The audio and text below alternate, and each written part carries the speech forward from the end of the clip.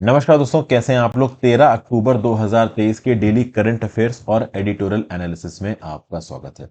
अब आज की डेट में दोस्तों द हिंदू में जो भी इंफॉर्मेशन छप रही है वो इतनी ज्यादा डिवीजिव है ना। मतलब या तो कास्ट के नाम पे बहुत ज्यादा सेग्रीगेटेड है, पॉलिटिक्स के नाम पे बहुत ज्यादा सेग्रीगेटेड है, इलेक्शन का माहौल आ रहा है और इसराइल हमास की जंग जो चल रही है। अब क्या है, कोई भी वीडियो यूट्यूब के अंदर फिट फॉर ऑल नहीं हो रही। मतलब किसी ना किसी में ओवरऑल कोई ना कोई सेंसिटिव टॉपिक आ ही जा रहा है। तो बेसिकली यहाँ पे सेंसिटिव टॉपिक्स को और पॉलिटिकल चीजों को हटा के जो नॉलेज पर्सपेक्टिव से चीजें मैं आपके लिए लेके आ सकता हूँ वो मैं लेके आया हूँ। तो दो आर्टिकल्स भैया एडिटोरियल के हैं। एक तो अरुंधति राय जी के अगेंस्ट जो क्रिमिनल केस शुरू किया गया इसके बारे में बात करेंगे। हमास की आइडियोलॉजी को लेके यहाँ पे एक आर्टिकल एडिटोरियल में इसको देखेंगे। इंफॉर्मेशन आर्टिकल्स केवल यही दो हैं, बाकी एक तो पॉलिटिशियन साहब का लिखा हुआ आर्टिकल है वो पूरा ही बायस्ड है, उसको मैंने यहाँ पे कवर नहीं किया है। उसके बाद करंट अफेयर्स में आते हैं। इंडिया ने यहाँ पे पैलेस्टीन स्टेट सोवरेन बनने की बात की। देखिए, हमास ने इसराइल के ऊपर जो अटैक किया है इसको इंडिया ने अपोज किया, लेकिन इंडिया की जो फॉरेन पॉलिसी है कि यहाँ पर एक छोटा सा इलाका निकाल के साइड में पैलेस्टीनियंस को रहने के लिए दे देना चाहिए, ये लंबे समय से इंडिया की फॉरेन पॉलिसी है और इसको इंडिया ने रीट्रेट किया है यहाँ पे। उसके साथ साथ अगस्त के रिस्पेक्ट में सितंबर में कितना रिटेल इन्फ्लेशन है, तो कुछ इकोनॉमिक फिगर्स हैं। इंडिया की रैंक ग्लोबल हम्बर इंडेक्स में 125 कंट्रीज में 111वें नंबर पे है, तो ये एक आर्टिकल है। फिर एक आर्टिकल हिल्स को लेके, भाई उड़ीसा के ईस्टर्न घाट्स में, इनफैक्ट उड़ीसा के अलग अलग इलाकों में जो माइनिंग हो रही है उस माइनिंग के अगेंस्ट कैसे लोग ओवरऑल सामने आ रहे हैं और किस प्रकार से इन लोगों को इनके ही इलाकों में दबाया जा रहा है, इसको लेके यहाँ पे एक आर्टिकल है, कुछ इंफॉर्मेशन है। अब कोई प्रॉपर स्टैटिस्टिक्स कह लीजिए या फिर, तो ये आर्टिकल देखेंगे। इसके बाद ओवरऑल एक आर्टिकल है कि भैया मनी बिल। देखिए, केंद्र की सरकार ने जिन भी केसेस को मनी बिल बोल के पास करवाया है इसके अगेंस्ट ओवरऑल जयराम रमेश साहब सुप्रीम कोर्ट में बोल रहे हैं कि भैया इन केस का जो रिव्यू है सुप्रीम कोर्ट में इसको अर्जेंटली लिस्ट करिए। ओवरऑल जो सरकार के बिहाफ पे अटॉर्नी जनरल साहब है वो बोल रहे हैं कि नहीं भाई, आप सीनियोरिटी के हिसाब से केसेस टेकअप करो, इनको आप अर्जेंट बेसिस पे क्यों टेकअप कर रहे हो। तो सुप्रीम कोर्ट के डीवाई चंद्रचूड़ साहब ने बोला है कि हम देखेंगे हम क्या करना है। उसके आगे इसराइल के मिलिट्री ऑप्शंस क्या थे हमास के क्रॉस बॉर्डर अटैक के बाद, हिजबुल्लाह के साथ जो इतने लंबे समय तक इसराइल की लड़ाई हुई है उसका एक छोटा सा खाका दिया हुआ है। तो भैया अब न्यूज में यही है, अब जो न्यूज में है वही आपके साथ डिस्कस करने वाला हूं। बाकी इसके अलावा पॉलिटिकल न्यूज भरी हुई है, साइंस एंड टेक वाले सेक्शन में भी कुछ इंपॉर्टेंट है नहीं। तो मेन जो जियो पॉलिटिकली कंटेक्चुअली चल रहा है वो यहाँ पे मैं कवर करवा ही रहा हूँ। साथ साथ ओवरऑल साल के बेसिस पे जो भी इंपॉर्टेंट करंट अफेयर्स की न्यूज़ेस हैं वो मेंटरशिप कोर्स में अपलोड हो ही रही हैं। कल की डेट में बता दूं तो वर्ल्ड हिस्ट्री के सेक्शन में मेंटरशिप कोर्स में इंडस्ट्रियल रेवोल्यूशन का एक डिटेल्ड लेक्चर आया है 1 घंटे का, आप चाहें तो जाके देख सकते हैं। मेंटरशिप कोर्स में टेस्ट सीरीज ऑलरेडी इंक्लूड की जा चुकी है, तो अगर आप अब मेंटरशिप कोर्स खरीदते हैं तो टेस्ट सीरीज आपको इंक्लूडेड मिलेगी। और वर्ल्ड हिस्ट्री के फोल्डर में जाएंगे तो कल ही इंडस्ट्रियल रेवोल्यूशन का जो वीडियो है 1 घंटे का, लगभग 55 मिनट 56 मिनट का, ये अपलोड हो चुका है। उसके साथ साथ और वीडियोस रेगुलरली बन रहे हैं। देखिए, वीडियोस क्वालिटी वाले हैं इसलिए बनने में थोड़ा सा कभी कभी समय लग जाता है, अपलोड होने में उनकी वेटिंग होती है, कहीं कुछ बोलते वक्त पढ़ाते वक्त गलती से ना बोल दिया, ये सारी चीजें चेक होकर ही वीडियोस अपलोड होती हैं। और उसके साथ साथ उनके पीडीएफ सब कुछ अवेलेबल है। तो ये मेहनत से बनाया हुआ मेंटरशिप कोर्स है, अगर आप चाहें दोस्तों तो जरूर ज्वाइन कर सकते हैं। इससे काफी बूस्ट और मदद मिलती है मुझे, और कम से कम इस फील्ड में कहीं ना कहीं रेलेवेंट होने का मौका मिलता है। क्योंकि देखिए, फ्री वीडियोस बना के तो खाने पीने के बिल आ जाएंगे। चलिए, आज की पहली news, vendetta unlimited reviving 13 year old case against Arundhati Roy smacks of intolerance. तो भैया 2010 का एक क्रिमिनल केस यहाँ पे वापस लेके आया गया है अरुंधति रॉय जी के अगेंस्ट, ठीक है ना। और एक एकेडमिशियन है कश्मीर से, इनके अगेंस्ट। तो बेसिकली दिल्ली के लेफ्टिनेंट गवर्नर साहब वीके सक्सेना साहब ने यहाँ पे सैंक्शन दे दिया है कि ठीक है भाई, अरुंधति रॉय जी के अगेंस्ट और शेख शौकत हुसैन जो कि फॉर्मर कश्मीर यूनिवर्सिटी के प्रोफेसर हैं, इन्होंने 2010-21 अक्टूबर को जो नेशनल यूनिटी के अगेंस्ट डिवीजिव स्पीचेस दिए ना, इसके रिस्पेक्ट में इनके अगेंस्ट क्रिमिनल केस इनिशिएट होना चाहिए।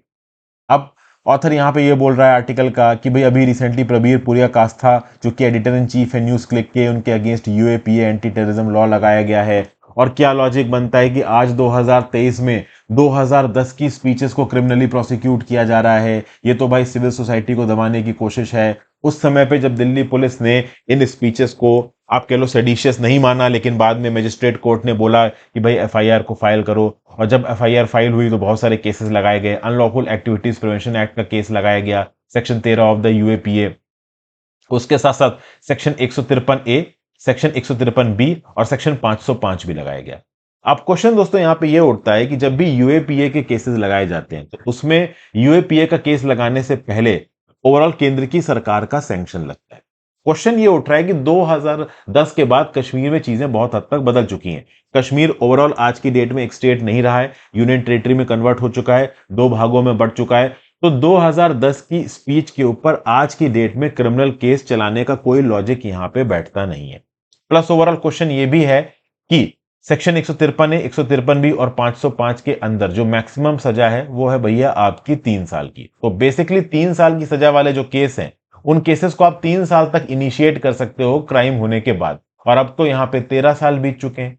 वो अलग बात है कि केंद्र की सरकार का सैंक्शंस लगता है, लेकिन काम मतलब क्राइम होने के बाद आपको एक टाइम लिमिट में सैंक्शन के लिए जाना है ना। अब 13 साल बीत गए, उसके बाद आप केंद्र की सरकार के पास सैंक्शन के लिए जा रहे हो और फिर इस बात को जस्टिफाई कर रहे हो कि 13 साल पुरानी डिवीजिव स्पीच के केस में आज की डेट में हम प्रोसिक्यूशन लॉन्च करेंगे। तो ओवरऑल ऑथर ये कहने की कोशिश कर रहा है कि ये जो प्रोसिक्यूशन लॉन्च हुआ है अरुंधति रॉय जी के अगेंस्ट, और ये जो कश्मीर के यूनिवर्सिटी के पहले प्रोफेसर थे शौकत हुसैन, उनके अगेंस्ट, ये गलत है।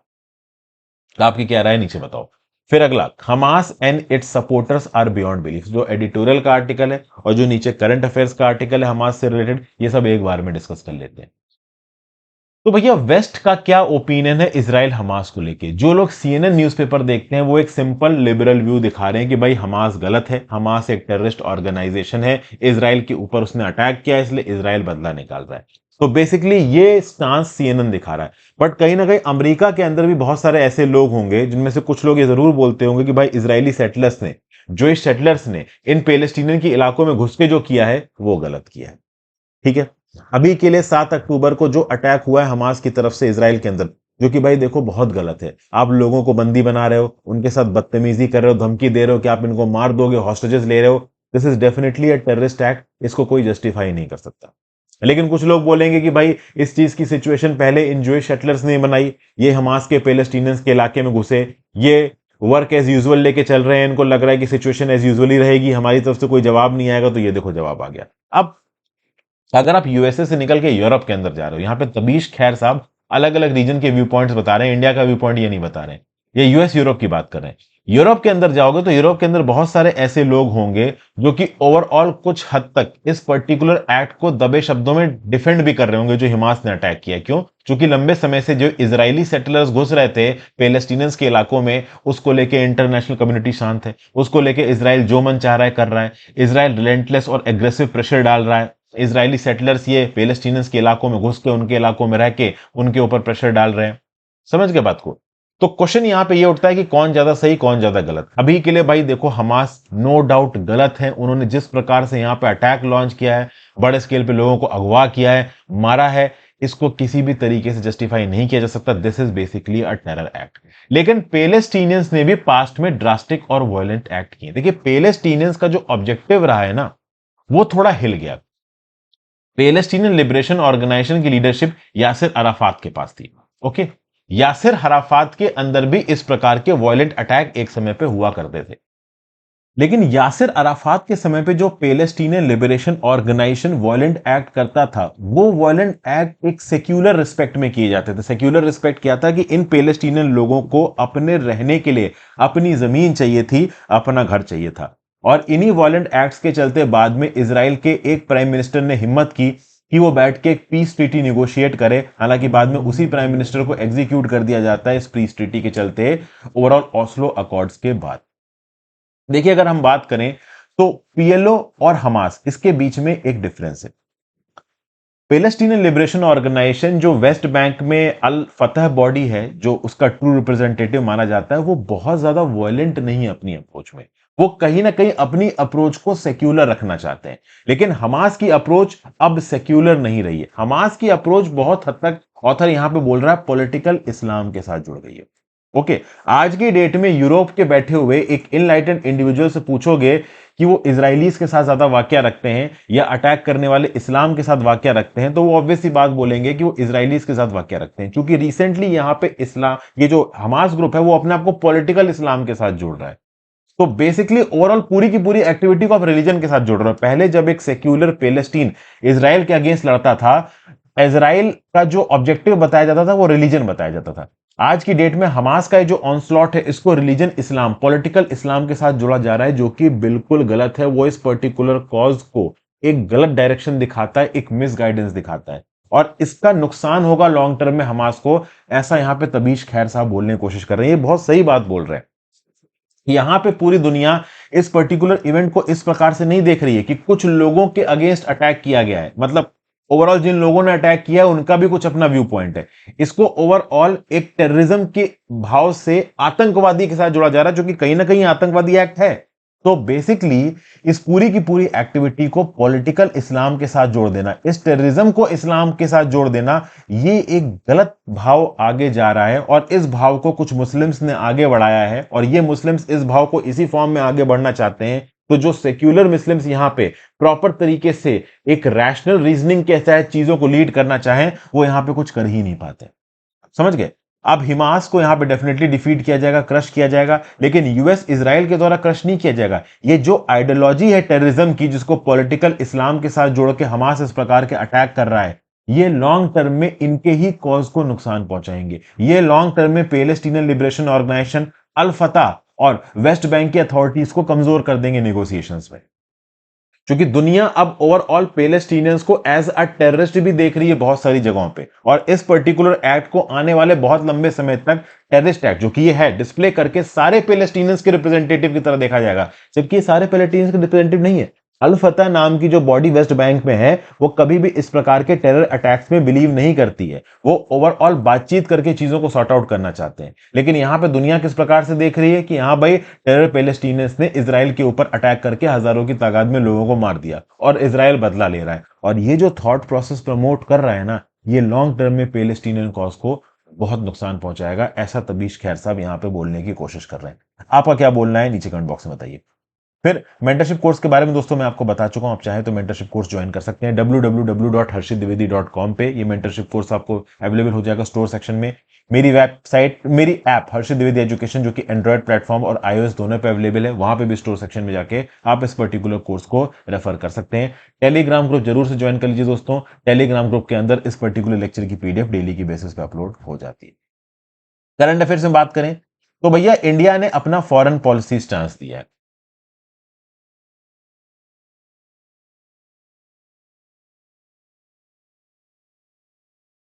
जी हाँ, देखिए क्या है, ऑपरेशन अजय शुरू हो चुका है, और ऑपरेशन अजय के चलते बड़े स्केल पे इंडियंस जो कि इजराइल में फंसे हुए वापस लेके जाए। देखिए जिनके पास पैसा है वो तो चार्टर्ड फ्लाइट पे बैठ के आ गया। आपने सुना होगा नुसरत भरूचा नाम की एक एक्ट्रेस है, वो इजराइल में फंस गई थी, तो इमरजेंसी बेसिस पे वापस आ गई है। भाई जिसके पास पैसा है, अब क्या हुआ, जब ये जंग छुड़ी गाजा और इसराइल वाली, तब एयर इंडिया ने अपनी रेगुलर फ्लाइट्स बंद कर दी, रेगुलर कॉमर्शियल एयरलाइंस उड़ने बंद हो गए। तो जिनके पास पैसा है उन्होंने कॉमर्शियल फ्लाइट मंगा के वापस चले गए, लेकिन जिनके पास पैसा नहीं है, बेचारे आम लोग हम जैसे, वो फंस गए वहां पे। तो अब फाइनली केंद्र की सरकार उनके लिए ऑपरेशन अजय चला रही है, चार्टर्ड फ्लाइट्स भेजी जा रही है, और इन चार्टर्ड फ्लाइट्स पे बैठा के लोगों को वापस लेके आया जा रहा है। अब तो ग्राउंड इन्वेजन होने वाला है इसराइल की तरफ से गाजा पट्टी में, तो इसके चलते हालात वहां पे और बिगड़ सकते हैं। अब इस रिस्पेक्ट में यहां पे इंडिया ने साफ साफ बोला है कि इंडिया इसराइल के साथ खड़ा है। ये जो टेरर अटैक हुआ है जिसमें 1000 से ज्यादा इसराइलीज मरे हैं, ये भाई बिल्कुल गलत है। But at the same point of time लंबे समय से इंडिया ने ओवरऑल ये स्टैंड रखा है कि भाई एक सोवरेन पैलेस्टीन होना चाहिए। पैलेस्टीन के लोगों को अपना खुद का एक इलाका होना चाहिए, जिस इलाके के अंदर इनका राज चले, इनका सेल्फ एडमिनिस्ट्रेशन हो, वहां पे इसराइल का इंटरफेरेंस ना हो। आज की डेट में ऐसा कोई इलाका रह ही नहीं रह गया है। गाजा पट्टी आप कह लो छोटा सा कुछ स्क्वायर किलोमीटर का इनक्लेव है, वहां पे 23 लाख लोग रहते हैं। उसका मैरीटाइम लैंड और आप कह लो एयर बॉर्डर, एयर सर्वेलेंस सब इसराइल करता है। वेस्ट बैंक के अंदर घुस घुस के इसराइलीज ने सेटलमेंट बना रखे हैं, जहां पे पहले से पैलेस्टीनियंस रहा करते थे। तो ऐसे नहीं चल पाएगा। लॉन्ग टर्म में एक सोवरेन पैलेस्टीनियन इलाका आपको इन पैलेस्टीनियंस को देना ही पड़ेगा, और ये दे देना चाहिए अगर पीस को लेके आना, ऐसा इंडिया ने यहां पे फिर से रीइटरेट किया। तो अपने आप में ये इंडिया की फॉरेन पॉलिसी को पोर्ट्रे करता है। बहुत सारे लोग बोलते हैं कि इंडिया की फॉरेन पॉलिसी ये है कि भाई हम पूरी तरीके से इजराइल के साथ खड़े हैं, हम ओवरऑल पैलेस्टीनियन कॉज को भूल गए हैं। तो ऐसा कुछ भी नहीं है। भारत सरकार ने यहाँ पे रीइटरेट करके बताया है कि भारत सरकार की ऑफिशियल पॉलिसी है लंबे समय से कि पैलेस्टीनियंस को उनकी जमीन दो, उनका खुद का इलाका दो, जहां पे वो अपना एडमिनिस्ट्रेशन बिना किसी एक्सटर्नल इंटरफेरेंस के चला सके। ठीक है भाई। फिर एक और आर्टिकल है ओवरऑल इसराइल को ही लेके, इसको हम पहले डिस्कस कर लेते हैं। तो ये इसराइल हमास वाला टॉपिक खत्म हो जाएगा, उसके बाद जो बच्चे कुछ 3-4 टॉपिक यहां से करंट अफेयर्स के वो भी कवर कर लेंगे। तो भैया 7 अक्टूबर को जब हमास ने अटैक किया, 1200 इसराइलीज की मौत हुई। उसके बाद से जब से इसराइल ने काउंटर अटैक किया है, 1350 पैलेस्टीनियंस यहाँ पे मर चुके हैं। गाजा की बॉम्बिंग हो रही है पिछले 6 दिनों में हमास के सरप्राइज अटैक के बाद। 3 लाख से ज्यादा मिलिट्री पर्सनल्स को यहाँ पे इसराइल ने डिप्लॉय कर रखा है। ओवरऑल इसराइल गाजा बॉर्डर पे डिप्लॉय होकर वो लड़ रहे हैं। इसराइल ने गाजा पट्टी को 4 बार अटैक किया है 2007 के बाद से।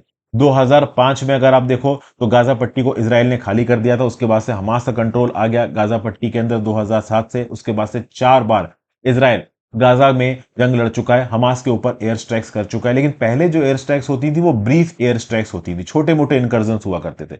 गाजा पट्टी 365 स्क्वायर किलोमीटर की स्ट्रिप है, 23 लाख लोग यहाँ पे रहा करते हैं। इनके पास कोई एयर डिफेंस सिस्टम नहीं है। इसराइल जब चाहे इनकी टेरिटरी को बॉम्ब कर सकता है, जो कि अभी के लिए कर रहा है।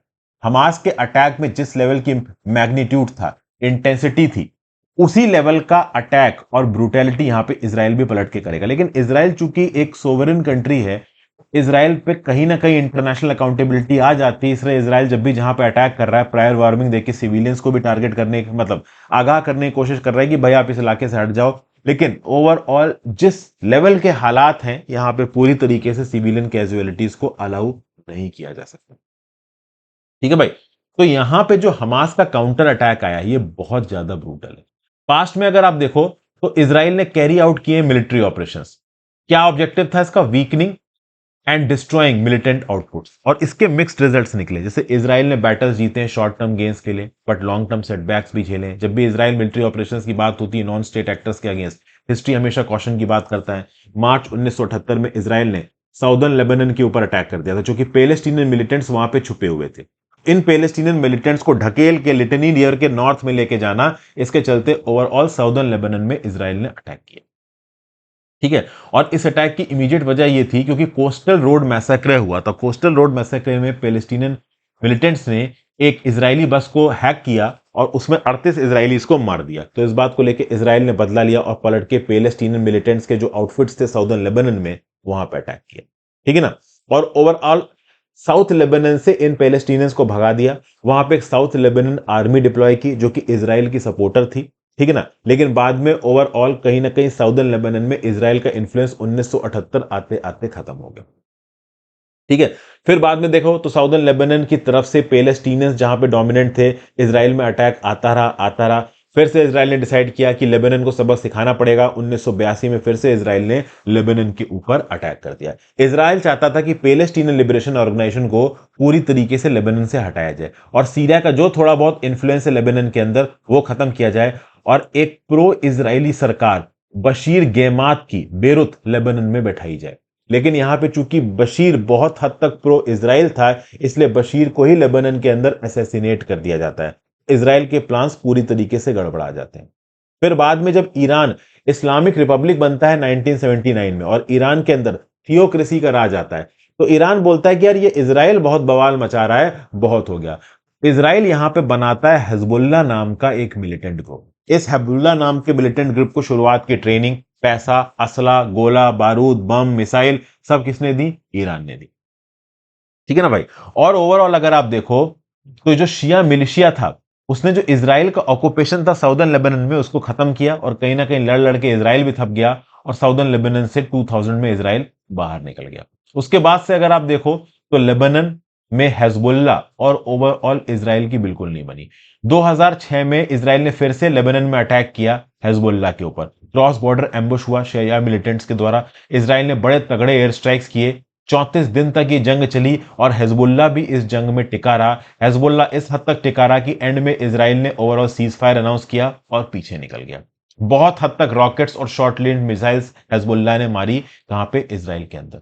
अब वैसे तो इसराइल क्लेम करता है कि उन्होंने हिजबुल्लाह को बहुत हद तक कमजोर कर दिया है, बट कुछ रिकॉर्ड्स ये बताते हैं कि हिजबुल्लाह अभी भी बहुत ज्यादा स्ट्रांग है। कैसे स्ट्रांग है?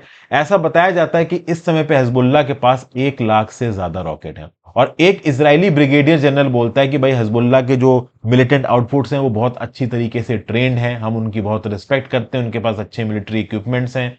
तो कुल मिला के आज की डेट में ये जो हमास वर्सेस इसराइल की जंग हो रही है, उसमें हिजबुल्लाह का क्या रोल है, किस हद तक इसराइल ओवरऑल साउदर्न लेबनान में इंटरवीन कर पाएगा, ये तो भाई आगे आने वाले समय में ही पता चलेगा।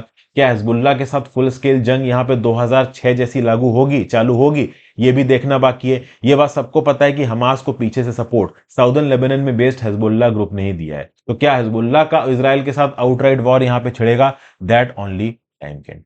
ठीक है ना भाई? तो ये सब बातें ओवरऑल यहां पे बताई गई हैं। आगे जाते हैं अपने अगले आर्टिकल की तरफ। भैया रिटेल इन्फ्लेशन की बात हो रही है।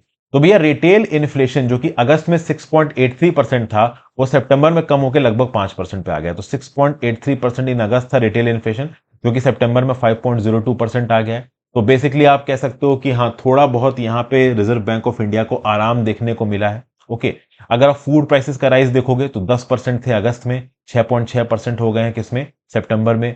रूरल इन्फ्लेशन सितंबर में 5.33% था, अगस्त में 7% था। ओके, अर्बन कंज्यूमर्स की रिस्पेक्ट की बात की जाए तो अर्बन कंज्यूमर्स के लिए अगर आप देखो तो इन्फ्लेशन पिछले महीने यानी कि मतलब सितंबर में 4.65% था और अगस्त में 6.6% था। अगर वेजिटेबल इन्फ्लेशन की बात की जाए तो वेजिटेबल इन्फ्लेशन अगस्त में 26.8% था, सितंबर में 3.4% था। सीरियल्स में इन्फ्लेशन 11% ही रहा है। ओके, पल्सेस 13% इन्फ्लेशन था अगस्त में और सितंबर में 16.4% था। थोड़ा बहुत इन्फ्लेशन कम करने में मदद मिली है क्योंकि सरकार ने एलपीजी प्राइसेस में हल्की फुल्की कटौती की है। तो बेसिकली यहां पे अलग अलग कमोडिटीज में मंथली इन्फ्लेशन की बात की जा रही है। उतना डिटेल में मंथली इन्फ्लेशन के फिगर्स में भाई देखिए जाने की जरूरत है नहीं।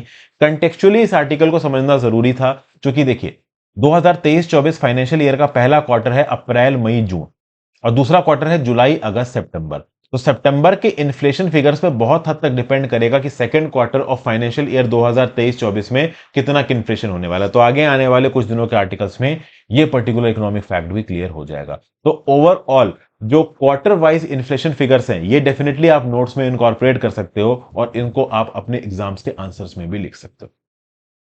फिर भाई ग्लोबल हंगर इंडेक्स यहां पे रिलीज की गई है। ओके, इंडिया की रैंकिंग इस ग्लोबल हंगर इंडेक्स में 125 कंट्रीज में 111 है। ओके भाई, प्रोग्रेस इंडिया की हंगर इंडेक्स में बिल्कुल हॉल्टेड है सिंस 2015। भारत की सरकार ये जो ग्लोबल हंगर इंडेक्स की रिपोर्ट है इसको कंटेस्ट कर रही है। इंडिया की रैंकिंग एक जीएचआई ग्लोबल हंगर इंडेक्स के स्कोर पे निकाली गई जो कि 100 पॉइंट में 28.7 पे स्टैंड करता है, जहां पे 0 स्कोर नो हंगर को दिखाता है बेस्ट सिचुएशन और 100 स्कोर वर्स्ट हंगर को दिखाता है। तो बेसिकली ये कैटेगराइजेशन इंडिया की सीवियरिटी दिखाता है हंगर की as series.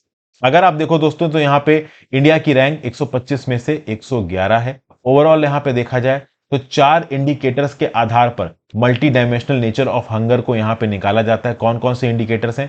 Under nourishment, child stunting, child wasting और चाइल्ड मोर्टिलिटी। तो बेसिकली भारत की सरकार यहां पे ग्लोबल हंगर इंडेक्स के फिगर्स को और इसकी कैलकुलेशन मेथडोलॉजी को क्वेश्चन कर रही है। एक चीज मैंने जानबूझ के यहां पे स्टेप की है, ग्लोबल हंगर इंडेक्स कौन रिलीज करता है नीचे कमेंट बॉक्स में लिख के बताइए। बिना ऑनलाइन सर्च किए, ऑनलाइन सर्च करके तो दुनिया को पता चल जाएगा। वैसे तो मैंने कई बार इस पर्टिकुलर जवाब को आपको बता रखा है, लेट्स सी आप कितना मेमोराइज कर पाते हो। आगे आ जाते हैं। ये अभी जो माइनिंग वाला केस है, माइनिंग वाले जो आर्टिकल है इसको इसके बाद डिस्कस करेंगे। सबसे पहले ये डिस्कस कर लेते हैं 7 जज bench to take a call on giving priority to money bill. भाई क्या है, सुप्रीम कोर्ट की एक 7 जज की बेंच बैठेगी जिसको लीड करेंगे chief justice of India D Y Chandrachud साहब, और ये इस बात पर कॉल लेगी कि जो पेटिशनर्स हैं कि हाँ भाई ओवरऑल ये जो मनी बिल के तौर पर केंद्र की सरकार ने जिन बिलों को पास कराया है उनके ऊपर थोड़ा जल्दी बातचीत की जाए। तो ओवरऑल अपोजिशन कुल मिला के जो अभी रूलिंग पार्टी का अपोजिशन है वो कह रहा है कि भाई रूलिंग पार्टी ने ओवरऑल जिन बिल्स को मनी बिल डेजिग्नेट करके पास करवा दिया ये गलत है। अब ये कौन कौन सी बिलों की बात कर रहे हैं? तो भाई prevention of money laundering act में विद इफेक्ट फ्रॉम 2015 कुछ अमेंडमेंट्स हुए हैं जिसके चलते इन्फोर्समेंट डायरेक्टरेट को ब्लैंकेट ताकत दी गई है अरेस्ट की, सर्च की एंड सो ऑन की। तो बेसिकली इस लीगैलिटी ऑफ पीएमएलए के बारे में यहां पे बात की जा रही है। ठीक है ना, इस पीएमएलए के अमेंडमेंट को as a money bill pass किया गया था। फिर 2017 का जो फाइनेंस एक्ट था इसको as a money bill pass किया गया, लेकिन इस पर्टिकुलर फाइनेंस एक्ट में 19 की जुडिशियल ट्राइब्यूनल्स जिसमें से एनजीटी आता था, सेंट्रल एडमिनिस्ट्रेटिव ट्राइब्यूनल्स आता था, इसके मेंबर कैसे अपॉइंट होंगे, उनके क्या टर्म्स एंड कंडीशंस होंगी, ये सारी चीजें थी। तो बेसिकली ये चीजों के रिस्पेक्ट में जयराम रमेश साहब और बाकी अपोजिशन के लोग बोल रहे हैं कि भाई ये मनी बिल की परिभाषा के अंदर नहीं आती है। जब किसी बिल को आपने मनी बिल डेजिग्नेट कर दिया मतलब राज्यसभा की स्क्रूटनी उसके ऊपर से चली गई। तो बेसिकली यहां पे केंद्र की सरकार राज्यसभा की स्क्रूटनी को हटाने के लिए ये सब कर रही है। फिर आधार बिल, आधार बिल को भी as a money bill pass किया गया था। तो बेसिकली यहां पे लॉजिक क्या दिया जा रहा है लॉजिक भाई ये दिया जा रहा है कि आर्टिकल 110(1) क्लॉज ए टू जी के अंदर जितनी चीजें हैं जो कि एक मेजर पैसे को निकालती हैं कंसोलिडेटेड फंड ऑफ इंडिया, उससे रिलेटेड जो कानून है, जजमेंट है, वो बेसिकली यहां पे ओवरऑल मनी बिल की परिभाषा में आएगा, बाकी नहीं आएंगे। तो ये आधार बिल, ये जुडिशियल ट्राइब्यूनल्स का अपॉइंटमेंट, ये पीएमएलए में अमेंडमेंट्स, ये मनी बिल नहीं है। अब अगर आधार की बात की जाए दोस्तों, तो आधार बिल में जो 2018 का जजमेंट था ना, केस पुट्टू स्वामी केस का, जिसमें ओवरऑल आधार बिल जिस बिल से पास किया गया वो मनी बिल सही था, ये बोला तो सुप्रीम कोर्ट ने 2021 में वर्डिक्ट दे के रिव्यू भी किया था और बोला था कि भाई 2018 का जो पुट्टू स्वामी जजमेंट है वो सही है। अब उस पर्टिकुलर रिव्यू के अंदर मेजोरिटी वोटिंग के थ्रू बोला गया कि हाँ भाई आधार बिल मनी बिल था, वो सही है। लेकिन जो डिसेंटिंग करने वाले लोग थे उसमें एक थे डीवाई चंद्रचूड़ साहब, जो कि करंट सीजीआई हैं इंडिया के। तो बेसिकली ये जो मनी बिल बोल के बिल पास किए गए, इसको लेके अपोजिशन ये डिमांड कर रहा है कि भाई ओवरऑल इनकी आप अर्जेंट बेसिस पे इंक्वायरी करो, क्योंकि ये लाइव केसेस है। अटॉर्नी जनरल साहब बोल रहे हैं कि नहीं नहीं भाई, जो सॉलिसिटर जनरल साहब तुषार मेहता साहब, वो बोल रहे हैं कि नहीं नहीं भाई, लॉर्डशिप के सामने पूरा डिस्क्रिप्शन है, ओवरऑल वो चाहें तो हायरार्की के हिसाब से, मतलब सीनियोरिटी के हिसाब से करें, जो केस पहले आए उनको पहले करें, जो बाद में आए बाद में करें। तो डीवाई चंद्रचूड़ साहब ने बोला है कि जो भी करना होगा वो सुप्रीम कोर्ट यहां पे डिसाइड कर लेगी। तो बेसिकली जल्दी इस चीज के ऊपर बातचीत होगी कि ये जो Aadhaar targeted delivery of financial and other subsidies benefit act 2016, जिसको अभी के लिए अप्रूवल दे दिया गया है, इसका रिव्यू भी हो गया है, हाँ भाई ये मनी बिल सही था, फिर पीएमएलए के अमेंडमेंट, जुडिशियल ट्राइब्यूनल्स के अमेंडमेंट, ओवरऑल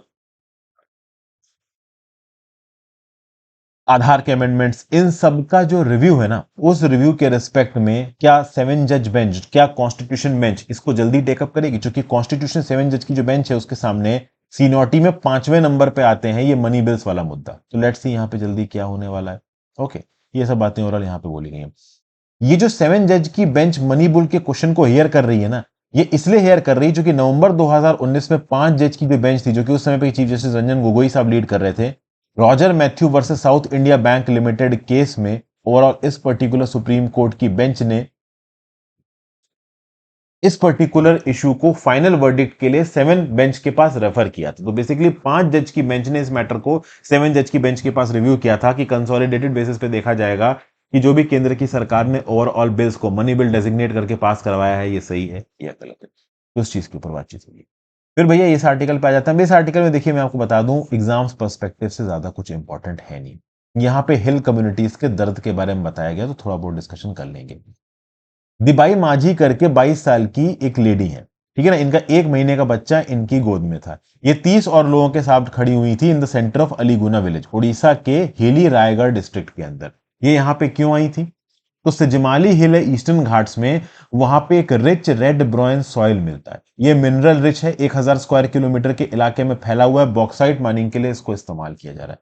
अब प्रॉब्लम दोस्तों यहाँ पे ये है कि जो दिलबाई है ये डोंगरिया कोंद कम्युनिटी को बिलोंग करती है, और इनके जो हस्बैंड है गोपाल, जो कि 27 साल के हैं, इनको 17 अगस्त को अरेस्ट कर लिया गया 7 और लोगों के द्वारा, जस्ट 25 दिन पहले, जब इनका बच्चा जन्मने वाला था। और बहुत सारे लोगों को यहां पे उड़ीसा पुलिस ने बुक किया है 12 अगस्त को। क्यों? क्योंकि इन लोगों के ऊपर इल्जाम लगाया गया है कि Mythri infrastructure and mining India private limited के कुछ सर्वेयर्स गांव में आए थे, और इन सर्वेयर्स के ऊपर कुल्हाड़ियों से और लाठियों से इन लोगों ने अटैक कर दिया। बहुत ऑब्वियस ही ऑप्शन है दोस्तों, बात है माइनिंग के लिए कोई भी इंसान, ओवरऑल एक इंडिविजुअल नेटिव रूरल कम्युनिटी के गांवों में आएगा, और गांव वालों को पता है कि इस माइनिंग के बाद उनकी जमीनें छिन जाएंगी, उनका रहने के लिए जो जगह थी वो छिन जाएगी, तो ऑब्वियस सी बात है वो थोड़ा बहुत एग्रेसिव मूड में आ जाते हैं। ये जो माइनिंग कंपनी है ना आपकी, Mythri infrastructure and mining India private limited, इसको भाई कॉन्ट्रैक्ट मिला है वेदांता के साथ। वेदांता वो बिजनेस कॉन्ग्लोमरेट है जो बड़े स्केल पे नेचुरल रिसोर्सेज की माइनिंग करता है, इंक्लूडिंग बॉक्साइट। ठीक है ना भाई?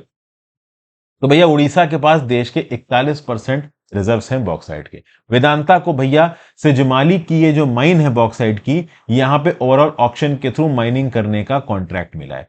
और ये ओवरऑल जो भी बॉक्साइट यहां पे एक्सट्रैक्ट करेंगे उसको लांजीगढ़ एल्यूमिना रिफाइनरी में लेके जाएंगे कालाहांडी में, जो कि 2007 से ऑपरेशनल है, और वहां पे उससे एल्यूमिनियम बनाएंगे। अब बेसिकली ओवरऑल जब भी माइनिंग की बात आती है तो लोग जो अपोजिशन कर रहे हैं, तो लोगों को हटाने का काम किसके पास आ जाता है? पुलिस के पास आ जाता है। तो एनवायरमेंटल क्लियरेंस को लेके फुट हिल्स में ये जो भी यहाँ पे बवाल हो रहा है, कुछ आप कह लो ओपन लोगों की पब्लिक हियरिंग्स यहाँ पे शेड्यूल की गई। 16 अक्टूबर को त्रिनाथ देव हाई स्कूल में रायगढ़ डिस्ट्रिक्ट में, 18 अक्टूबर 18 को किरपाई ग्राम पंचायत में, कालाहांडी में 18 विलेजेस के जो रेजिडेंट्स हैं वो इस पर्टिकुलर माइनिंग से अफेक्टेड होंगे और बहुत सारे रेजिडेंट्स ये चाहते हैं कि किसी भी प्रकार की माइनिंग एक्टिविटी इनके इलाके में ना शुरू हो। तो 12 अगस्त को जो हुआ उसके बाद काशीपुर पुलिस ने एक एफआईआर लॉन्च की। मतलब यहां पे मैत्री वाले लोगों के ऊपर जब पत्थर कुल्हाड़े वगैरह फेंके गए तो ओवरऑल इन लोगों ने जाके कंप्लेन की होगी पुलिस को। काशीपुर पुलिस ने एफआईआर लॉन्च की बहुत सारे सेक्शंस के अंदर। Section 147 of the IPC, 148 of the IPC, 341 wrongful stand, 307 of the IPC, section 25 of the arms act, ये सब चीजें यहाँ पे लगा दी। बहुत सारे विलेजर्स थे, कांतामल, बांतेजी, साराबाई, सुंगेर, ठीक है ना। बहुत 23 लोग यहाँ पे अरेस्ट हुए, 71 लोग जाके यहाँ पे छिप गए। एफआईआर में इन लोगों का नाम था, पकड़ के इनको उठा के जेल में डाल दिया गया। हंड्रेड्स ऑफ विलेजर्स, चाहे छोटे फार्मर्स हो रायगढ़ के, कालाहांडी के, साउदर्न हिली इलाकों के, इन्होंने जैसे तैसे करके अपने अंदर हिम्मत जुटाई कि ये ओवरऑल पुलिस एस्कॉर्ट से आए हुए इन माइनिंग के लोगों को कहीं ना कहीं पुश बैक करेंगे, क्योंकि इनको लगा कि अगर इन्होंने कुछ नहीं किया तो ये बड़े स्केल पे माइनिंग चालू कर देंगे और ये कुछ नहीं कर पाएंगे। और ऑब्वियसली बात है, मैत्री इंफ्रास्ट्रक्चर वाले जब भी वहां पे सर्वे करने के लिए आते होंगे, माइनिंग ऑपरेशंस करने के लिए आते होंगे, तो बड़ी बड़ी एसयूवीज और पुलिस जीप के एस्कॉर्ट के अंदर आते होंगे, क्योंकि डर तो उनको भी है कि कहीं विलेजर्स यहाँ पे अटैक ना कर दें। विलेजर्स का बोलना है कि इन पर्टिकुलर इलाकों में सब कुछ उगाते हैं सॉल्ट छोड़ के, ठीक है ना भाई। तो ओवरऑल 10 किलोमीटर दूर इनके गांव से एक पर्टिकुलर इंडिविजुअल है, मजना माझी करके, 60 के हैं, वो ओवरऑल कह रहे हैं कि हम इनके गांव से 10 किलोमीटर दूर ही ओवरऑल कुत्रुमाली बॉक्साइट माइन है, जो कि अदानी ग्रुप ने इस बार बिड में जीती है। इस बॉक्साइट माइन के चलते इनके जो पानी के रिसोर्सेज, जो अंडरग्राउंड वाटर है, जो नदियां हैं, जो पॉन्ड्स हैं, ये सब बर्बाद हो जाएंगे। 62 ट्राइब्स रहती हैं उड़ीसा के अंदर और इनकी पॉपुलेशन ज्यादातर हिली रीजन्स में रहती है। 13 पर्टिकुलरली वल्नरेबल ट्राइबल ग्रुप्स हैं और उड़ीसा का 50% इलाका हिल्स के अंदर आता है और यहाँ पे बहुत सारे शेड्यूल ट्राइब और शेड्यूल कास्ट रहते हैं। तो सिजुमाली और कुत्रुमाली माइंस में वेदांता और इदांता को एलोकेट की गई, वेदांता और अदानी को एलोकेट की गई है, ठीक है ना। बाफी माली और कोदिंगामानी माइंस जो कि 30 किलोमीटर दूर है, ये आदित्य बिरला ग्रुप को और ओडिशा माइनिंग कॉर्पोरेशन को एलोकेट की गई है। फिर मुंद्रा एल्यूमिनियम लिमिटेड करके एक सब्सिडरी है अदानी ग्रुप की, वो भी ओवरऑल यहाँ पे इस माइनिंग के प्रोसेस में इन्वॉल्व है। 2 बॉक्साइट माइंस है रायगढ़ में और कोरापुट में, उसके लिए उन्होंने यहाँ पे अपनी ओवरऑल ऑक्शन वगैरह में पार्टिसिपेट कर रखा है। फिर जो वेदांता ग्रुप है वो भी प्रपोज कर रहा है कि एक्सकेवेशन को 9 MTPA मिलियन टन पर एनम के ओर को कितने इलाके में, 1,05,49 हेक्टेयर्स के इलाके में, कहां पे, सिमजाली बॉक्साइट डिपॉजिट साइट पे। ये इंडिया की लार्जेस्ट एल्यूमिनियम प्रोड्यूसर और कंपनी है। इस पर्टिकुलर कंपनी के पास 2 MTPA की कैपेसिटी का एल्यूमिनियम रिफाइनरी है रांजीगढ़ टाउन कालाहांडी डिस्ट्रिक्ट में। तो बेसिकली बड़े स्केल पे इन माइनिंग ऑपरेशंस के चलते ओवरऑल डोंगरिया कोद और जो बाकी कम्युनिटीज रहती हैं इस इलाके की, इनको इनकन्वीनियंस हो रहा है। ये पर्टिकुलर कम्युनिटीज ओवरऑल यहाँ पे इन पर्टिकुलर एक्शंस के अगेंस्ट अपनी आवाज उठा रही है। बहुत सारे लोगों को यहाँ पे गायब कर दिया गया है। अगर कोई प्रोटेस्ट करने की कोशिश करता है, एक्शन लेता है, तो उसको उठा के जेल में बंद कर दिया जाता है। आईपीसी को लेकर उसके ऊपर सेक्शंस लगा दिए जाते हैं। कहीं ना कहीं इन कम्युनिटीज को यहाँ पे दबाया जा रहा है on the name of mining and development. तो ये सारी पॉइंट्स हैं यहाँ पे, इसको हमने यहाँ पे देखा। कोई एंड में इसको रिजॉल्व करने के लिए कोई स्टेप वगैरह नहीं बता रखा है, इतनी चीजें थी तो वो मैंने आपके साथ डिस्कस की। So thank you for watching friends. यहाँ पे मैं अपने इस लेक्चर को खत्म कर रहा हूँ। दोस्तों मेंटरशिप कोर्स जरूर ज्वाइन करें। मेंटरशिप कोर्स को काफी मेहनत से मैंने आपके लिए बना रखा है, तो do join the mentorship course. काफी सारी चीजें ओवरऑल इस मेंटरशिप कोर्स में आपको अवेलेबल करवाई जाएंगी आपकी पढ़ाई से रिलेटेड, ठीक है ना भाई। ओवरऑल प्रीलिम्स की टेस्ट सीरीज भी यहाँ पे जुड़ गई, तो जितना जल्दी आप मेंटरशिप कोर्स ज्वाइन कर लेंगे आपको इन हर चीज का एक्सेस मिल जाएगा, ताकि आप अपनी पढ़ाई को एक ऑर्गेनाइज तरीके से कर पाएंगे। उसके साथ साथ इस मेंटरशिप कोर्स के साथ ethics through examples and formulas का कोर्स भी लाइव है, जो कि इस मेंटरशिप कोर्स में भी इंक्लूडेड है। लेकिन अगर आप पूरा मेंटरशिप कोर्स नहीं लेना चाहते तो ethics and examples and formulas का कोर्स भी ले सकते हैं। आप वर्ड हिस्ट्री का कोर्स भी ले सकते हैं। वर्ड हिस्ट्री कोर्स अलग से अवेलेबल है और बहुत ही अफोर्डेबल कॉस्ट पे अवेलेबल है, और इन कोर्सेज के प्राइसेस को भी अभी यहाँ पे रिवाइज कर दिया गया है, तो प्राइसेस काफी अफोर्डेबल है आपके लिए। और जैसा कि आप देख सकते हैं, कंटेंट एक बहुत सिग्निफिकेंट क्वांटिटी में ऑलरेडी यहाँ पे अपलोड हो चुका है और अब बहुत सारा कंटेंट ऑलरेडी आपके लिए यहाँ पे अवेलेबल है। तो do subscribe the course for your studies. Thank you for watching friends, have a nice day. अपनी पढ़ाई लिखाई करते रहिए।